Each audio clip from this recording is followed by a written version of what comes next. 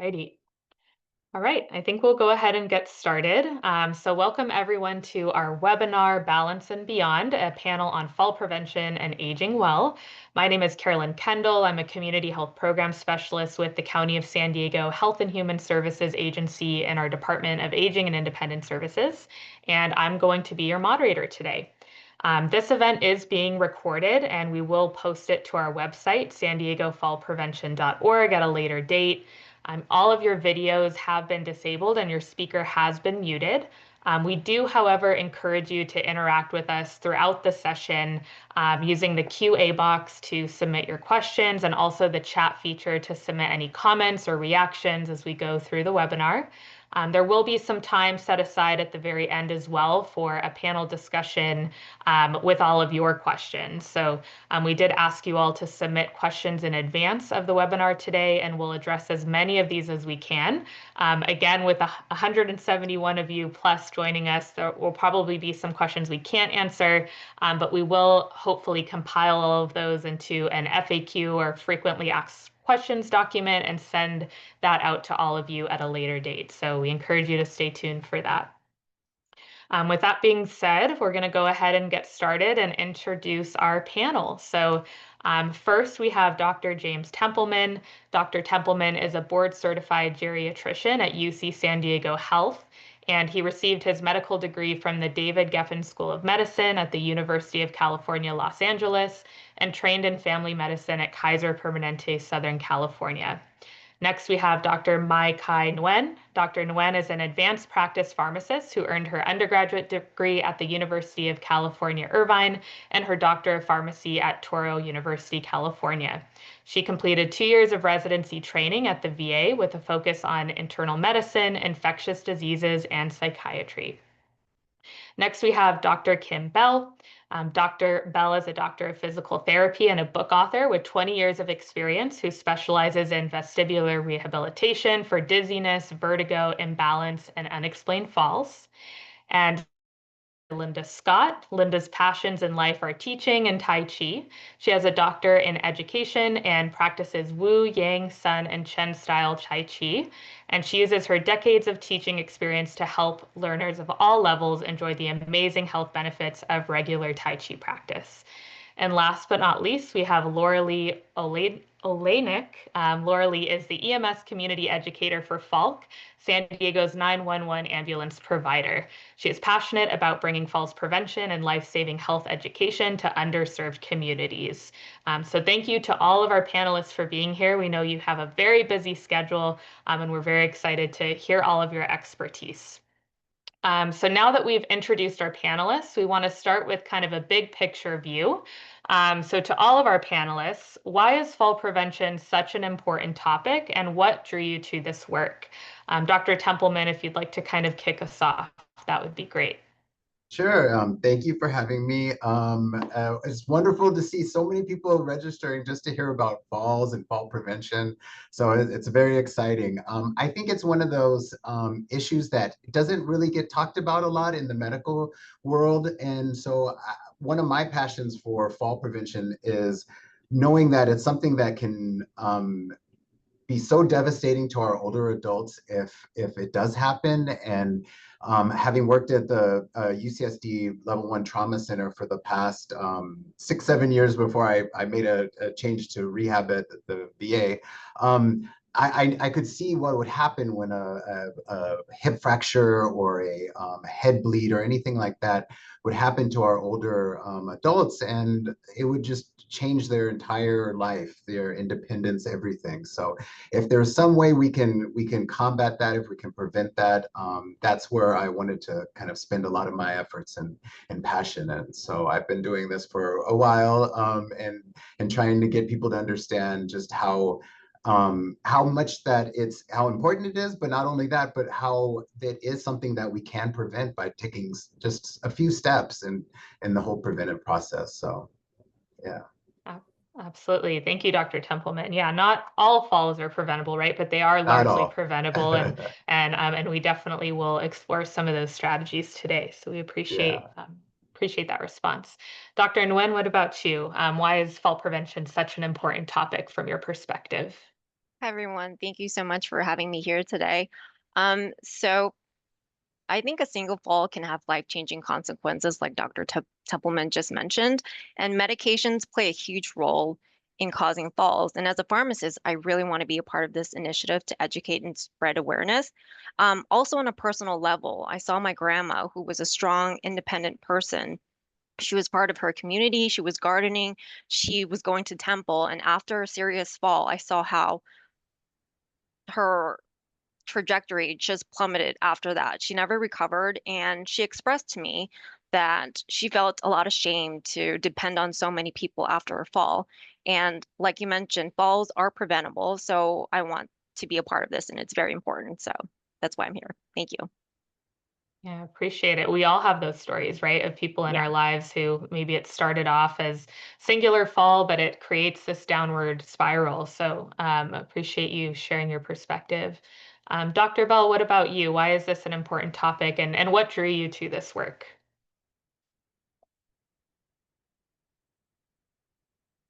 Oh, we can't hear you. You're muted.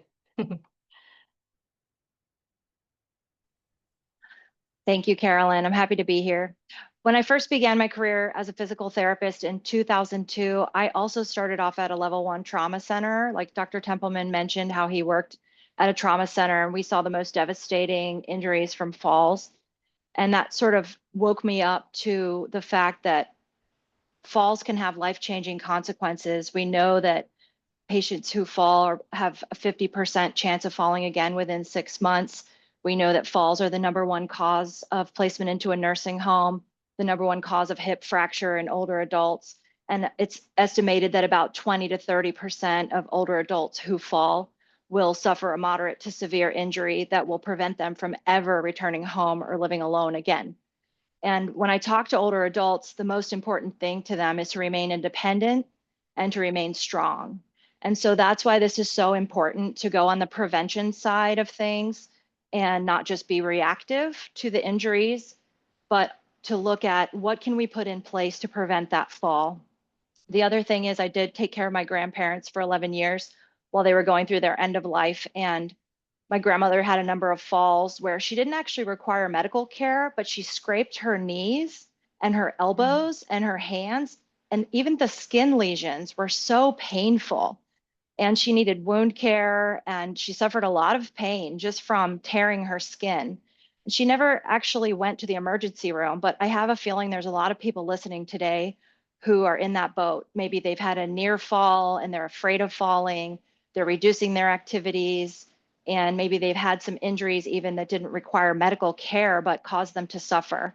And so I'm just hoping that we can give people one or two action steps today they can put in place for themselves, because the research of Mary Tinetti, who we kind of call the grandmother of fall prevention, she showed that the more risk factors you intervene on has an exponential effect to reduce your risk of falling. So it's not a linear impact. So if people leave this seminar today with one or two things, or maybe three or four things they can do, the more action steps they take to prevent falls can have a potentially exponential reduction on their risk of falling in the future. And I think we want to just also get this topic to be out in the public as a topic of conversation that people are comfortable addressing and not keeping secret within their families, that we can remove the shame from this topic and say, hey, this is a reality and there's something you can do about it. Appreciate that. Thank you so much, Dr. Bell. Linda, you bring kind of an interesting perspective to this panel as a community e- educator and as a for Tai Chi, which we know is an evidence-based fall prevention program, great for strengthening our legs, balance. Why do you think this is an important topic, and what drew you to the work that you're doing now? You're also muted, Linda. It's going to happen a lot today, so no worries. Right. Well, to piggyback on what the other panelists have said, according to the U.S. Centers for Disease Control and Prevention, 14 million or 1 in 4 Americans age 65 plus falls each year. And among older adults who fall, over half end up in the hospital. So that just underscores the examples the other panelists have shared. So I started out teaching Tai Chi at a wellness center, and I really loved doing it. And I could see it did result in preventing falls, going along with the research. But it was frustrating because I would meet people and they would want to take Tai Chi, but they couldn't take my classes unless they joined the wellness center, which was very expensive. So now I work for you, Carolyn. So I'm the San Diego County office has the Aging and Independent Services offers free Tai Chi classes throughout the county. So I'm really passionate about it because anyone I meet, they can come to my class. My class participants invite their neighbors and friends and people that they know will benefit that are starting to lose their balance. And it's just, I'm very passionate about it, just seeing the improvement in my participants. Appreciate that. And Laura Lee, last but not least, can you share a little bit about your perspective, why you see this as important, what drew you to this work? Well, thank you for having me today as well. My 500 paramedics and EMTs respond to almost 200,000 911 calls per year here in the city of San Diego. And one of the most common reasons why they respond is because someone has fallen. So for those falls that are preventable, we never want to respond to any kind of emergency that could have been prevented. So today we'll hopefully be able to share when you should call 911. I know sometimes there's this deliberation, should we call, should we not call? A little bit about what happens when you do place that 911 call and how to make it run a little bit smoother in the event that an emergency has happened. Obviously, we come in when the worst case scenario has occurred, but hopefully we'll be able to help prevent that and make you a little bit more reassured. And I do want you to know that we are always here to provide you support if there has been an emergency. And thank you for everyone for joining out there today. All right, appreciate that, everybody. Just as kind of a follow-up question, I know somebody mentioned prevention. Why do you think it is that people often wait after a fall to take action? Maybe we can get one or two people to share. I guess I'll just chime in. I think there's a couple different reasons why people don't, or older adults don't talk about it as much, especially with their physicians and their other people around. One, I think, is the fear of losing their independence, that if I talk about a fall, then somehow somebody's gonna come in, take me out of my home and put me in a nursing home. And actually the opposite is true. We want to know about the fall so we can keep you in your home and keep you in there safely. And I guess the other thing I would say is the other reason is I think that there's this notion that as we get older, we just tend to fall, and it's just a normal part of aging. And we do know that that's not true. Falling doesn't have to be part of aging. It's common, but it's not something that is that we can't help try and prevent. And the problem with it is when you have a really bad fall, there's really bad outcomes that come from it. So. Absolutely. Yeah. And Linda, I'm curious to note your response to this, because in coordinating the Tai Chi program myself, that's something that I often see is when we're first starting a class, participants, stating that they found this because maybe their doctor referred them to it. And it's their first time kind of, taking a step to lower their risk. Why do you think it is that people often wait until after a fall to really take action rather than being more preventative? Well, I agree with what the doctor just said, but I think also sometimes they're just sort of in denial. They haven't fallen yet, or they haven't fallen hard yet, and they regain their balance and they think they can, get away with it. But I had a mother and daughter come to my class a couple of years ago, and the daughter could see that her mother was losing her balance. And the daughter was an athlete. And so she started going to classes with her mom. And after a month, she pulled me aside and kind of whispered, she didn't want her mother to hear me. And she said, "Look at my mother. She's walking across the street talking, and she's not holding onto anyone's arm." And she said, "It's the first time I've seen her do that in months." And her mother didn't even know it. Her balance was so much better. So sometimes it's helpful if a friend or a family member will go to class with them, and that can make all the difference. Yeah, great, great to hear. So next, what I'd kind of like to do is go into some more targeted questions for each of our panelists. Again, you're seeing really a multidisciplinary group of providers working with older adults at all different stages, some in multiple stages. So I'd like to start off with Dr. Templeman and just ask, what are some of the more common medical conditions that can increase fall risk in older adults? Yeah, so it's interesting because when they've looked at these through big studies, a lot of different things unfortunately can put an older adult at higher risk for falls. I like to think of it in as big categories first. So things that affect kind of the nerves and the muscles and the joints. So anything from neuropathy from diabetes, for instance, or osteoarthritis with the joints being worn down. And then there's other things that kind of affect the brain and how the brain's able to balance. And so things like Parkinson's disease and a lot of different diseases or even strokes, strokes, they can have balance issues. And so if the balance is affected, then that puts it at more risk for falls. Other things that we don't always think of is even having what they call cognitive impairment. We call it dementia is one term, Alzheimer's disease. Part of the problem, unfortunately, with these things is our judgment starts to wane or it goes down.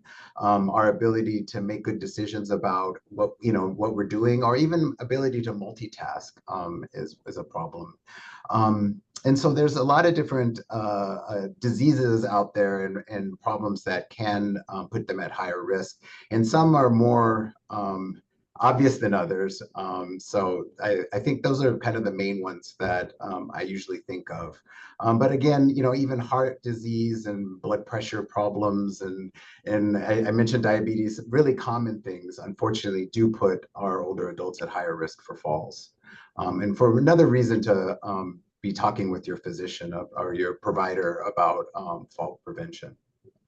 Great. Well, that segues perfectly into my next question. So, what should older adults discuss with their doctors during routine visits regarding fall prevention? Again, we know somebody mentioned it earlier, falls affect more than 14 million older adults every year, but we also know that less than half of those people tell their doctors that they've fallen. So, what are some of those discussion points? How would you recommend patients, bring up their concerns with their providers? Yeah, no, that's an excellent question. And part of it is our fault as providers. We need to be bringing it up more and asking about it. And really, technically, the Medicare annual visit is supposed to have a part on it about bringing up falls. But, all of my primary care colleagues are so busy and they're trying to handle all the different diseases and all the different problems. So I think it is important for everyone to bring it up during their visit with the doctor. So all of our older adults to ask about it. And particularly if you've had a fall or a near fall or part fall, it's so important for them to kind of have a discussion about what happened or the circumstances, looking at medications, looking at all sorts of different things, having them just even watch you walk around to see how your balance is. And I think if you haven't had a fall, I think it's important to go into your doctors and say, you know what, I really have heard some bad things about falls and I want to try and prevent it. What are the steps I can make to kind of moving forward, reduce my risk of falls? And I think most primary care doctors will say, yes, let's do that. It's on my long list of things that I want to talk to you about, but now we're going to prioritize that. So it's definitely something that unfortunately you may have to bring up yourself, but it's so important. And I think often bringing a family member to help you kind of advocate for yourself is kind of helpful. If your daughter, son, husband, wife can also chime in and mention it, that this is something serious and something that we're thinking about. Yeah, great. Really great points. We appreciate you sharing that expertise. Kind of in the same realm of medical, we're going to shift gears a little bit and talk about medication. So, Dr. Nguyen, if you're with us, what medications or combinations of medications do you most often see as being associated with increased fall risk? So I think the top offenders are medications that make you sleepy or drowsy. So think pain medications like Norco or Percocets that are usually prescribed after surgery. Also sleep medications and medications to treat depression and anxiety because usually they calm you down a bit. I feel like another big offender is blood pressure medications because sometimes it can make you dehydrated by removing a lot of fluid from your body. Um, Insulin is often overlooked, but it's a big one also because it can drop your blood sugar and make you dizzy. So that's a big one. I know medications over the counter can also make you drowsy and sleepy, like Benadryl and medications for flu and cough. So, during the flu season right now, we see a lot of that being purchased. So if you see anything that's labeled PM sleep or anything like that, that's a good indicator that can make you sleepy or drowsy. Certain supplements can also make you sleepy, like valerian or melatonin. And then the risk also increases when you start a new medication or if the doctor is going to increase or lower your dose because we don't know how it's going to react when you start taking a new medication. Um, and the fall risk increases, especially with older patients. So when in doubt, I recommend asking your doctor, will this medication make me fall? Will it make me drowsy? Also ask your pharmacist. And usually by law, when we dispense medication that makes you drowsy, there should be a clear sticker on there that's usually red or orange that says, oh, this medication can cause drowsiness. And also, if you're unsure and it doesn't have that label, ask anyways. Always make sure. And then when you take these medications with alcohol or marijuana, the risk exponentially increases. You talked a little bit about, dizziness. Is there anything else somebody should do in terms of kind of if they suspect, something's making them feel unsteady, dizzy? Should they document? What are some strategies there to kind of Yes. help with that? Yes, so for sure, reach out to your doctor and schedule an appointment or let them know that this medication's making you dizzy or drowsy. I know it's really hard to get in touch with your doctor sometimes because they can be booked out. So in the meantime, while you're waiting for that appointment, I recommend starting like a medication journal. So write down the medication that you're taking, the time you're taking, and also when you start feeling the dizziness or the drowsiness. That way you can see a clear pattern and kind of plan your day around that before you see your doctor. So, for instance, if you're taking your blood pressure medication at 9 a.m.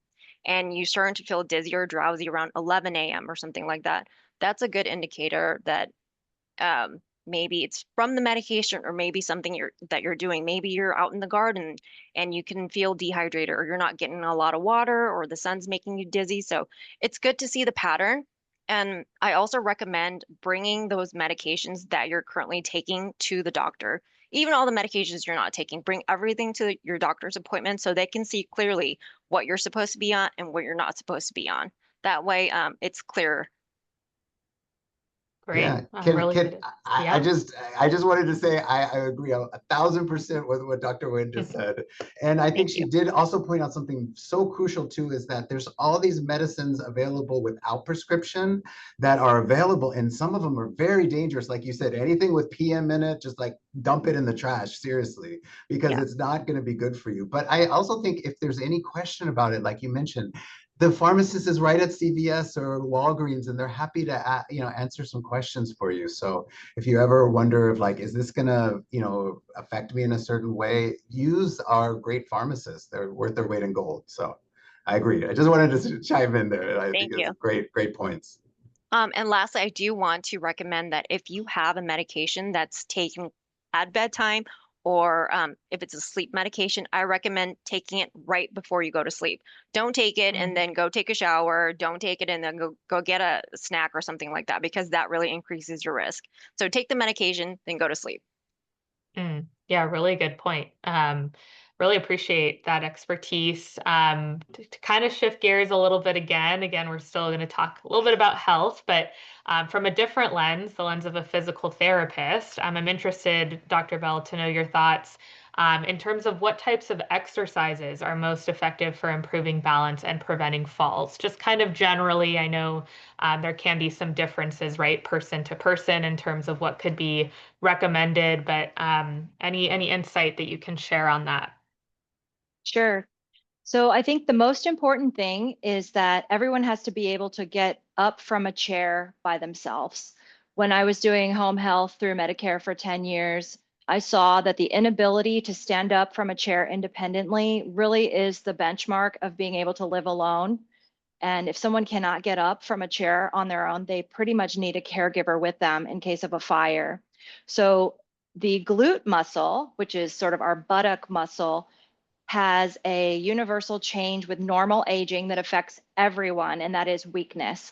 And so we need to strengthen our glutes. That's first and foremost, so we can continue to get up from a chair by ourselves. So in our glossy handout, Carolyn, that we have for the Fall Prevention Task Force, you know, that's the one exercise we recommend is what we call chair stands. So practicing getting up from a chair. Now that's, of course, if that's safe for you to do on your own. If you have any concerns about trying to get up from the chair on your own, certainly have a caregiver or a coach standing by. But practicing getting up from a chair independently is a key exercise. And you know, if someone can do repetitions, maybe practice 5 times, maybe do 2 sets of 5, something like that, a couple days a week, that's a really great exercise to strengthen the glutes. So it's the technical term is hip extension that we want to be able to strengthen. The other thing is just continuing to move. So we say kind of get moving when we do our community outreach for the Fall Prevention Task Force. You want to get moving. Now, whether that's gardening or that's cleaning your whole house from top to bottom every day, or that's going for a walk, working out with a trainer, working out in a group setting like our Feeling Fit Club, for example, or the Tai Chi programs offered by the county for free. The most important thing is you find some type of exercise that you enjoy. And that way you're more likely to be compliant, because if you don't like it, you're not going to want to do it. And what I always talk about when I discuss fall prevention out in the community is when you're retired, if you don't schedule yourself around your fitness and exercise program, you will be scheduling yourself around doctor's appointments. And so scheduling around your exercise is really important. Put it on your schedule, make it a priority, and don't compromise, don't cancel. Make sure you show up and even have a friend or a family member hold you accountable. Hey, did you go to your Feeling Fit Club class today? Things like that. So that's really important, is finding something you enjoy and sticking with it. And in terms of the technical aspect of exercise, the Feeling Fit Club, which is an evidence-based program we offer here in San Diego County for free in person at multiple sites. We also have it on cable, I think 2 or 3 times a day at 8 a.m. and 1 p.m., something like that. Carolyn, you can clarify that. And then we also have a DVD that any of the participants of this webinar can have mailed out to their home with a free exercise band if they contact the county and ask for the Feeling Fit Club DVD set so they can play it at home. The 4 components of fitness they focus on are strength, balance, flexibility, and endurance. Those are the key things. Again, strength, balance, flexibility, and endurance to have a well-rounded fitness program. And I would like to add in there agility, because one thing we know as a normal change to muscle with aging is that our fast twitch fibers actually become slow twitch fibers as we age. So our ability to move quickly can reduce with normal aging. But if we add an agility component into our fitness program, that can help with our quick stepping if we do lose our balance. Appreciate that. And I probably should have asked this question a bit first, but can you talk a little bit, Dr. Kim, about Dr. Bell, about physical therapists as a specialty? You know, what is their role in fall prevention? I know there's so many different health, providers that are part of, the team, from, doctors to occupational therapists. What is the role of PT in fall prevention? PT has a huge role in fall prevention. So it's physical therapy. And what I like to describe to people is we're kind of like personal trainers for people with medical or surgical history that are not sure how to exercise safely on their own. So if someone is well and they're living in the community without a significant medical or surgical history, they could probably just go drop into a gym or a wellness center or an exercise class, maybe hire a personal trainer, and they'll do just fine with their exercise program, most likely. However, when people have multiple chronic health conditions, or they have a recent surgery, or maybe they've been in the hospital recently, or they've had a fall, and they're not sure exactly what type of exercise is safe or appropriate for their current medical status, that would be the role of a physical therapist. So we get people moving. So we want to get people moving and get them moving safely. And so we can also help prescribe assistive devices to people who have balance issues, sort of while they're in training to improve their strength and balance. We can help them set up a walker or a cane or even a wheelchair for longer distances if a mobility device is needed for safety. And furthermore, Carolyn, I should add that people can access physical therapy at every major hospital in San Diego County, and then at all the rehab centers. That is a huge part of rehabilitation if someone does end up in the hospital after a fall, along with occupational therapy, which can help them with their daily activities, such as learning to get dressed, take a shower, and do things like that for themselves after they've been in the hospital. And then speech therapy may be needed as part of a rehab team when someone is inpatient. And then when they get home, or if they are already at home, they can have in-home physical therapy. If it's through Medicare Part A, it should be covered 100% with no out-of-pocket cost, because it is considered an extension of hospital-based services in order to prevent a hospitalization. And then if the person is not homebound, or they're not at an immediate risk of ending up in the hospital, then they can get in-home therapy services through Medicare Part B, or they can go to an outpatient clinic through Medicare Part B, or they can hire a private physical therapist and pay out of pocket if that's what they want to do. So there's a number of options of how you can find a physical therapist to work with. Yeah, I appreciate you clarifying that. I know it's a really difficult system to kind of navigate and coverage, and but you really kind of outlined that perfectly. Appreciate that. I know in the medical field, when we think about doctors, there's all different forms of specialists, right? What about in PT? Are there physical therapists that specialize in, let's say, balance? Can you talk a little bit more about that? Yes, there are. Any physical therapist should be able to help with strengthening, balance training, flexibility, endurance training, and agility training for someone who is afraid of falling or has had a recent fall. So any general physical therapist should be able to get someone started with a good exercise routine for preventing falls. However, if someone has dizziness or vertigo or a chronic imbalance that's not responding to traditional physical therapy, or if they've had multiple falls without any explanation, so something like, I just turned quickly and then I fell over, I didn't even trip on anything, I don't know what happened, that may indicate that they need an inner ear specialist. And so there are physical therapists called vestibular physical therapists. So vestibular with a V, like Victor. Those are basically inner ear physical therapists. That's what my specialty is. And I'm pleased to say that now in San Diego County, every major hospital and medical system has at least one vestibular physical therapist, the last I've heard. So no matter where you are enrolled as a patient, you should be able to request a referral to a vestibular physical therapist within your healthcare system. If you are having chronic imbalance that's not responding to traditional therapy, or you're having dizziness or vertigo or unexplained falls. Now, with that said, there is a shortage of vestibular physical therapists and vestibular doctors for that matter. And so there can be a significant wait. Hmm.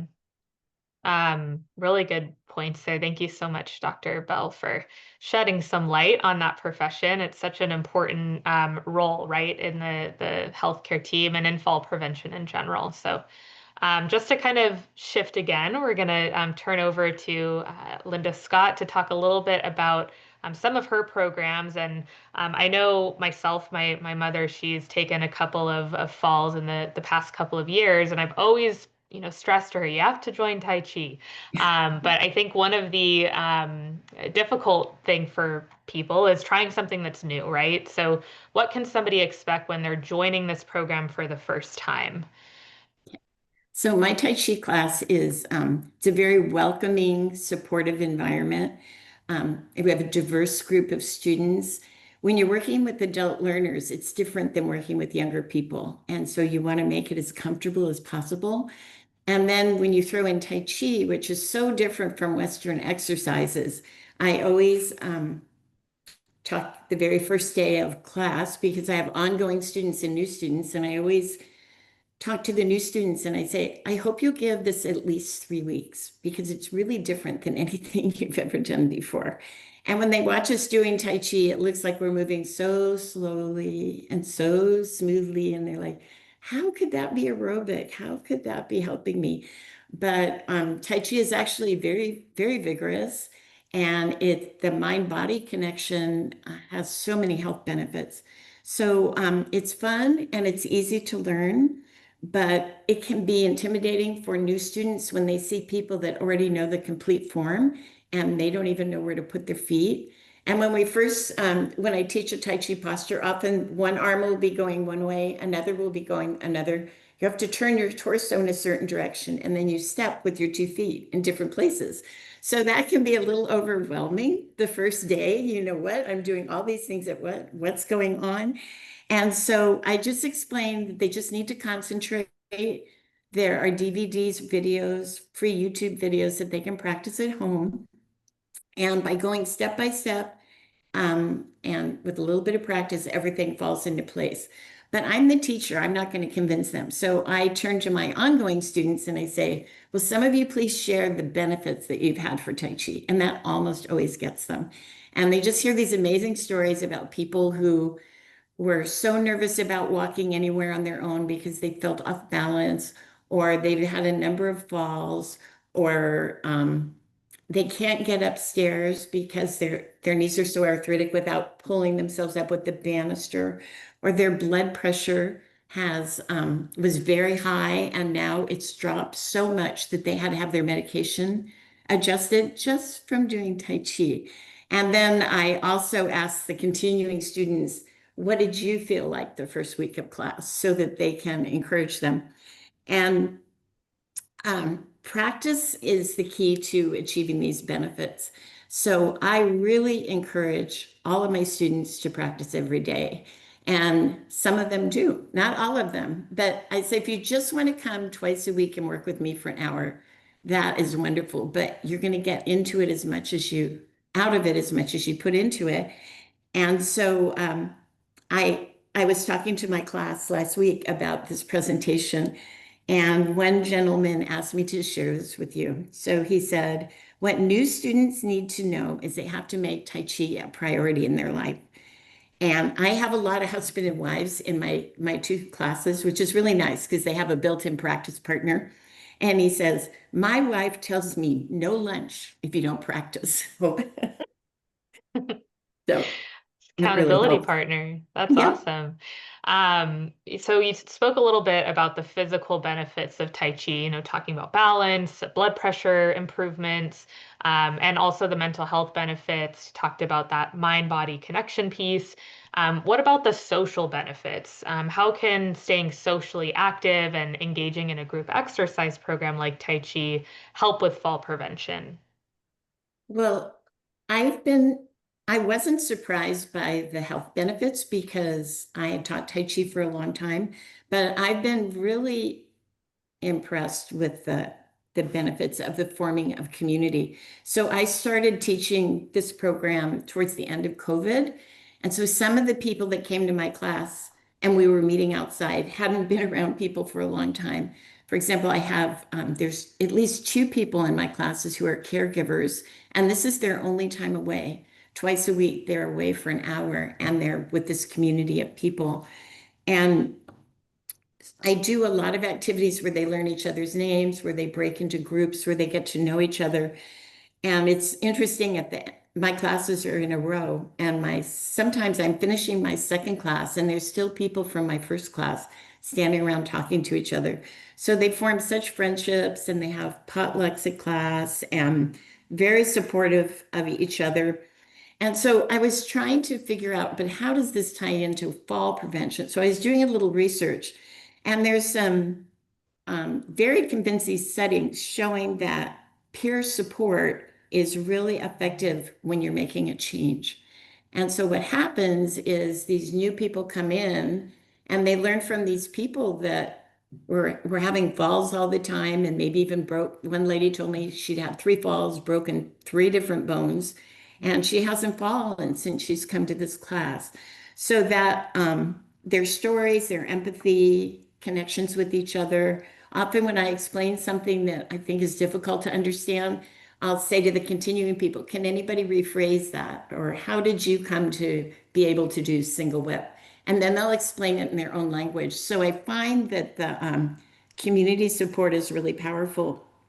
And last week I asked them about this question too.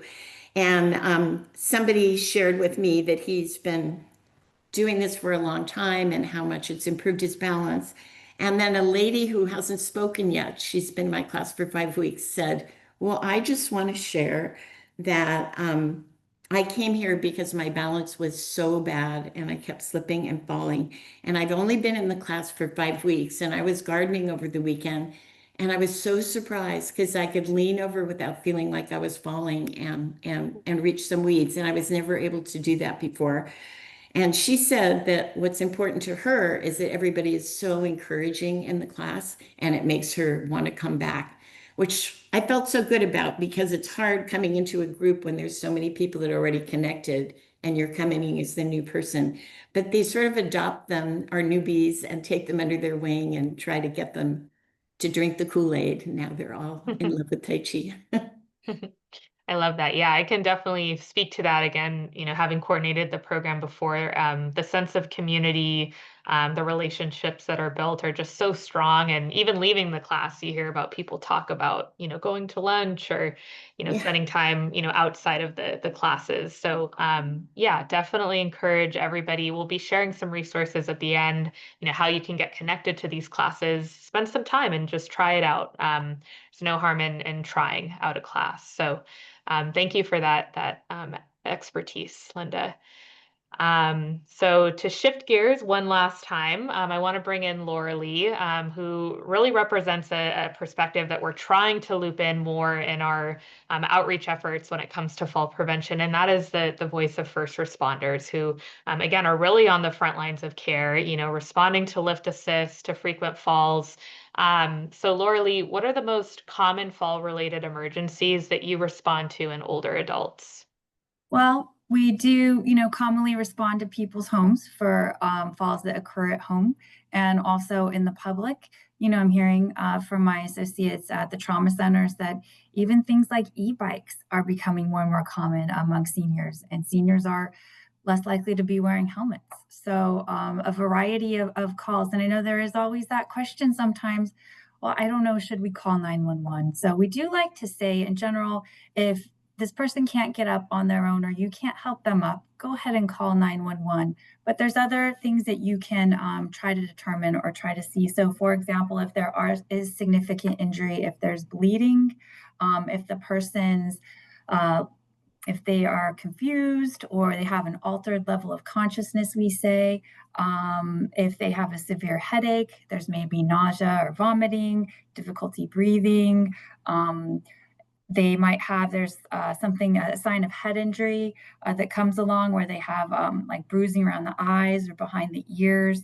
And one important one to know is if someone's on blood thinners. So there could be bleeding that's going on that you can't see on the outside. So that is something that we do encourage people to call 911.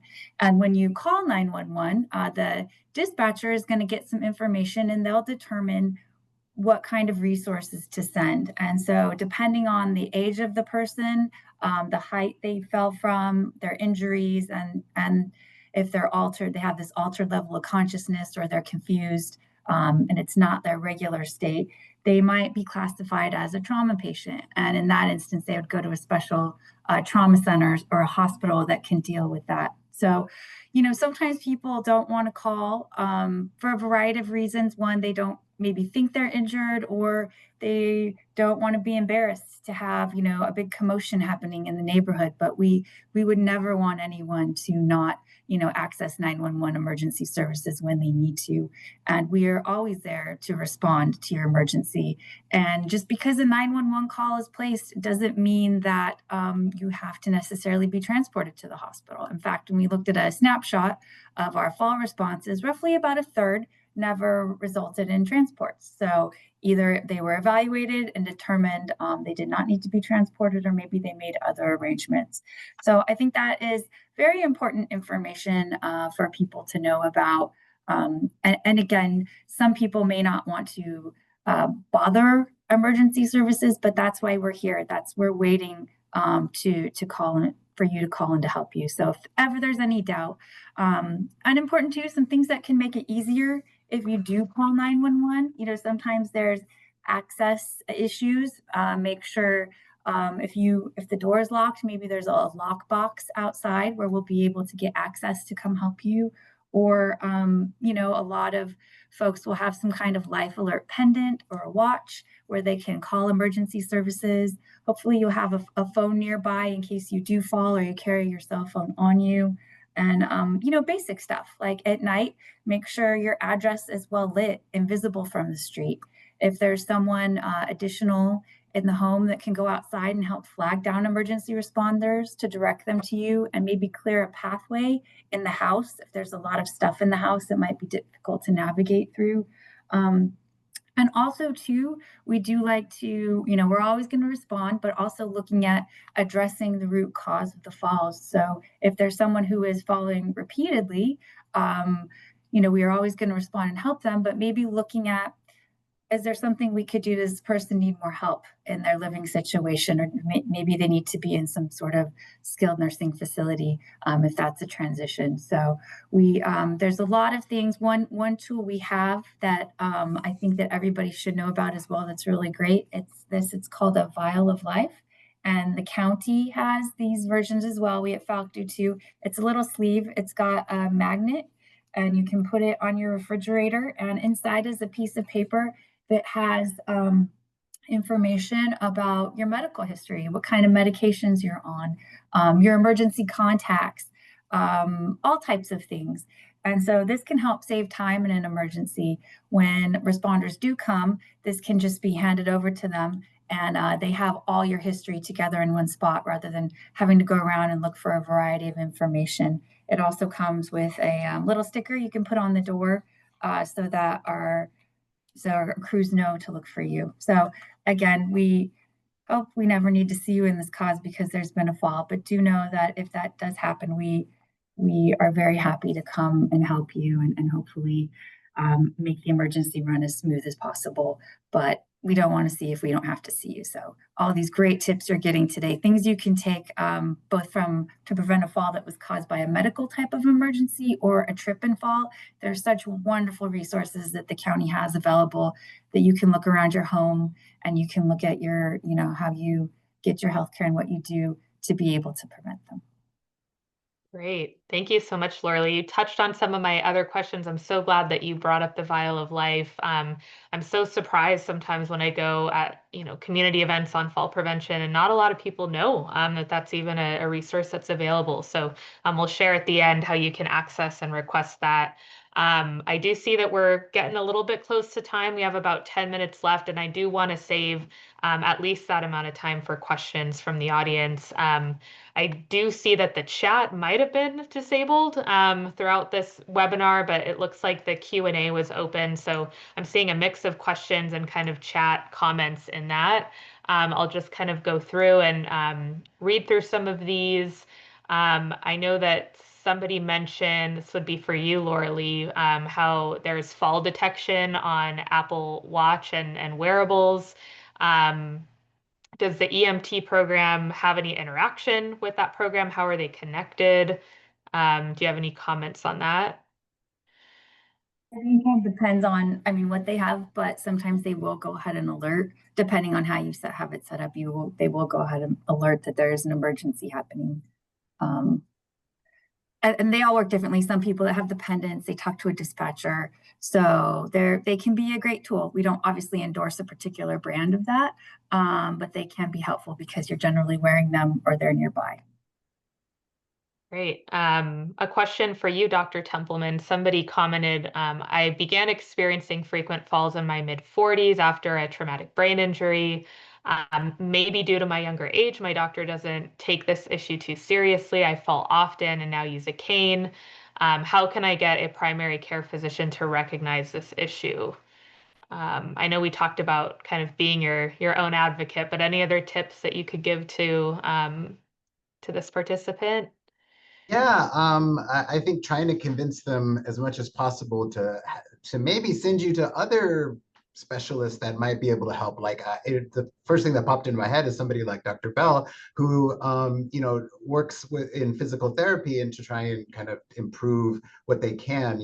After certain brain injuries, we may not be able to necessarily grow back nerve tissue, but other parts of the brain may be able to take over and do same stuff, but that needs training and retraining. So that's one thing. I think, seeing a neurologist or seeing somebody like a geriatrician, I think we're a lot more understanding about how important falls and fall risks are just to kind of the overall health and quality of life for each individual. So I think those are probably the main things. I'm trying to think. It's really hard when you're trying to get them to your doctor to do something and they're not listening to you. One of the other options always is, you're finding another doctor that will listen a little bit more and kind of take stuff that you say seriously. It's unfortunate that they get so busy with their day-to-day activities, but you got to work with somebody who's willing to work with you. So I think those are probably the most important things. Yeah, great points. I did mention earlier that we asked people to submit questions in advance of the panel, and there were so many questions about footwear. I see that there's one in the chat as well. Are there any recommendations maybe from Linda or anybody, any one of our panelists for footwear? What would be considered more safe footwear? What are some features of shoes that we should look out for? Any recommendations there? Yeah, I don't know that I'm the best to address that. For Tai Chi, your footwear, you want something that doesn't grip too much. And but I know a lot of people fall because they have a very slick sole or they're wearing socks in the house without any grip. And I know that has caused falls in people in my classes, but maybe some of the others would have more specific recommendations on what to look for in footwear. Yeah, Carolyn, I'd like to answer that question. Yeah. So when I've done hundreds of talks around San Diego County, as you know, for the last 20 years about preventing falls, and what we talk about in our county sponsored seminars through the Fall Prevention Task Force, we recommend shoes with a thin, non-skid sole that's securely fastened to your feet. So for example, shoes that are too thick can cause a problem with feeling the ground through your shoe. So it's called ground reaction force, and people might not be able to feel the ground and the solid surface they're standing on if the shoe sole is too thick. And we know that when people are standing, feeling the ground through their feet is their primary way of balancing themselves. And then if the sole, if it's a slick sole, as Linda mentioned, such as men's dress shoes, those are really slick on the bottom, then their feet can slip out from under them. So we want to look for a thin, non-skid sole. And then the best thing is if it securely fastens to your feet somehow. So for example, we're here in San Diego, everybody loves to wear flip-flops. And so I tell people that's okay as long as it has a heel strap. So look for example, a heel strap that goes on the back of the flip-flop. Usually that's going to be like a Velcro or an elastic stretchy heel strap, and you can securely fasten that to your foot. So that's really the key, because if the shoe can slip on, then it can also slip off. And so we want to look for shoes that have a thin non-skid sole that's securely fastened to your feet. And if people have trouble tying shoelaces because they have arthritis in their fingers or something like that, they can look for shoes that have Velcro or even get elastic shoelaces, which will stretch to put it on and then contract into place once you get the shoe on. Great, really great tips. Thank you, Dr. Bell. Somebody also asked about or talked about how recovering from a fall can also create a form of PTSD, and who do we see to talk about that? In our presentations to the community about older adult falls, fear of falling is a very real thing. It's something that people struggle with, especially if there's, injury or the circumstances around the falls were traumatic. There's an entire program called A Matter of Balance that is specifically for people who grapple with fear of falling and kind of helping them work through some of that concerns in a group of other people who also struggle with that. So that is a program that we provide here locally in San Diego County. It's provided through Scripps and UCSD Health. We do have contacts in both of those organizations that we can connect you to. Does anybody else have anything to comment maybe on that topic, other providers that could help outside of maybe a community program that you're aware of? Well, I think talking with your doctor about and maybe getting a referral to a mental health, like a therapist, an LCSW, MFT, or a psychologist, any of those type of that may be able to kind of talk with you about it. And the other thing too is even I feel like there's a therapy in working with a mental health therapy for the fear of falls, in working with our physical therapists. Again, I bring in Dr. Bell again, just because it's like a controlled setting where you're able to do stuff and you're able to build up that confidence and in understanding that, oh, I'm not going to fall if I can do it slowly and do it in the right way. So I say kind of hit it from a bunch of different ways. But I agree, a lot of the group things are very helpful. Yes, Carolyn, I want to agree with that completely. I would say maybe a mental health referral, like a psychologist or some kind of mental health provider to address the PTSD aspect, and then physical therapy would be very appropriate. There's actual research out of the University of Pittsburgh by Susan Whitney, and the physical therapy team there found 4 predictable changes to the way someone walks when they're afraid of falling. So they'll take shorter steps. They won't twist their trunk, and they won't swing their arms, and that causes them to be more likely to tip over to the side. So they'll have reduced what's called medial lateral stability. So we want to get them back to confident with taking normal sized steps, twisting the trunk, swinging the arms, having a normal walking pattern. And surprisingly, that actually reduces the risk of falling. So walking too slow can cause falls. We know that. And the PTSD could cause someone to walk too slow. So I want to emphasize what Dr. Templeman said, which is we want to hit that problem from multiple angles, both the mental health and psychological aspect, and then the physical training aspect. And your doctor should be able to help make referrals to you for all of those services. That would be like your primary care physician or your nurse practitioner or your physician assistant, whoever takes care of you. And then, Carolyn, I just want to add on that, not for PTSD, but for the fear of falling, Tai Chi has been shown, Dr. Paul Lamb, who's a medical doctor, has shown that is a mind-body exercise that it deals with those 4 elements that you were talking about, Dr. Bell.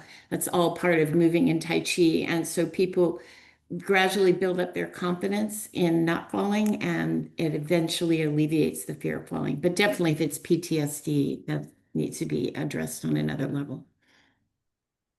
Yeah, thank you everybody for your insight. I see several other questions in the chat. Unfortunately, we're not going to have time to get through all of those, but the good news is we will put together an FAQ document to hopefully address all of your questions and then those that were submitted to us prior to the panel. But thank you all for being active participants, and we definitely enjoyed seeing all of your questions and interacting with you. Just to kind of in our last minute, I do want to give a special thanks again to our panelists. As I mentioned earlier, I know that you all have very busy schedules and between classes and seeing clients and patients, but we really appreciate you carving out some time to be with us today and impart some really valuable knowledge. I also want to thank everybody that attended today. We know that, taking this first step, for many of you, maybe it is, of just learning and taking in information and hearing about proven strategies, that's a really important first step to reduce your risk. So kudos to you for all priority. To close out, we wanted to share a couple of resources with you. Now that you've learned some good tips, where can I find more information?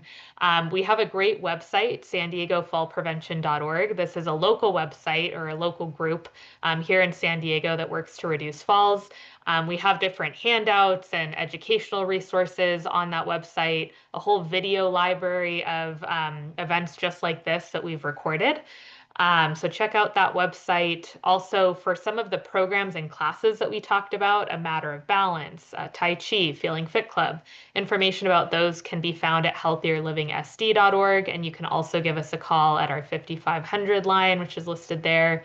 And then if you're interested in learning more about AIS, which is the department that I work for and that helps sponsor this event today, you can visit our website, aging.sandiegocounty.gov, and also give us a call. We have a great call center that is really equipped to serve as a gateway to information and assistance about all of our programs at AIS and also those provided by our community partners. So with that being said, again, thank you so much for your time, everybody that's been on today. You will receive a follow-up email from us with the link to this recording once it's available, also with some community resources and hopefully that FAQ document to kind of close the loop on some of your questions. But thank you so much, everyone, and have a great rest of your week. Thank you so much. Thanks for being with us.